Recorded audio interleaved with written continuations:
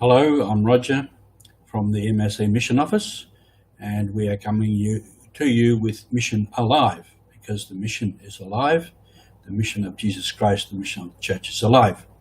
Today is the feast day of Blessed Peter Tarot from Papua New Guinea, and this is a little booklet which is his story, and a very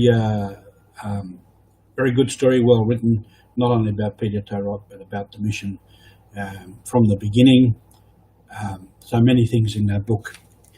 And I want to talk about, I talked about him previously and how he died at the hands of the Japanese because he continued to do his work as a catechist and would not stop.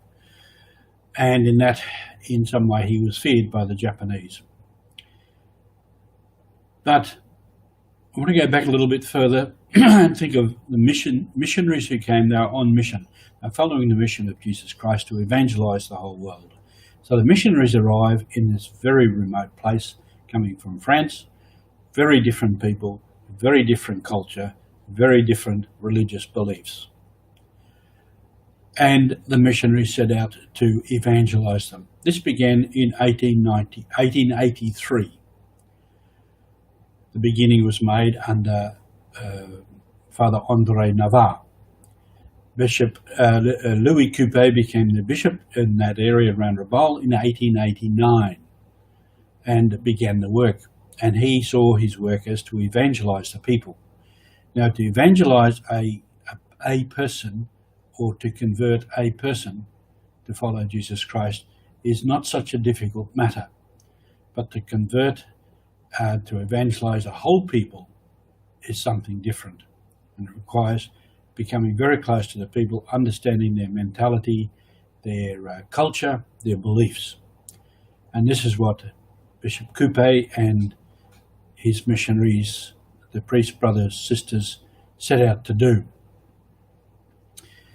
He came to understand that, and was his view, that unless one part of the people, one group of the people, entered deeply into Christian life, then that conversion would not take place.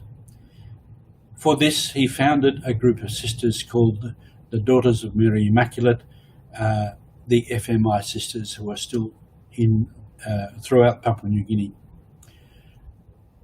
to take them deeper into the faith, so that this group of people then became an influence on everyone else. And those sisters worked out in many of the villages, along with the other missionary sisters. Within that too, the catechists became important, because under different governments, there, the German and then the Australian, there was this thing called the spheres of influence, that if a particular church was in an area, another church could not go into that area. So when people expressed that they wanted the Catholic Church, Coupé sent in a catechist first to begin the evangelization process. And then later was able to send in priests and religious. And this is where someone like Peter Tarot takes up the role. So the catechists became important people in that missionary situation. So Peter Tarot was in that mould. Also, Peter Tarot's father was baptized in 1898 and was then one of the first generation of baptized people, he and his wife and family. And in this little booklet, I'll just read a little bit, that his father, Angelo Topuya, and mother belonged to the first generation of baptized Catholics in the region. His parents were esteemed among his fellow tribesmen, not only for their social position, but also for their integrity of character.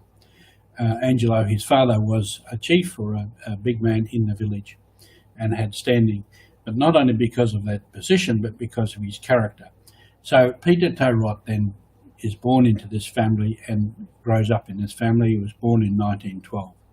So by the time by the time the war came and the Japanese appeared, he was a mature man, married himself, and an experienced catechist. And this is the process of evangelization that takes place.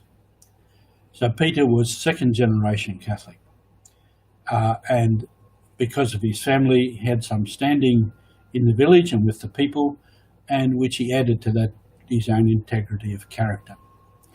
And eventually, in the history of it, he was killed by the Japanese for carrying out his work. Now today we have to face the question, how do we evangelize the world today?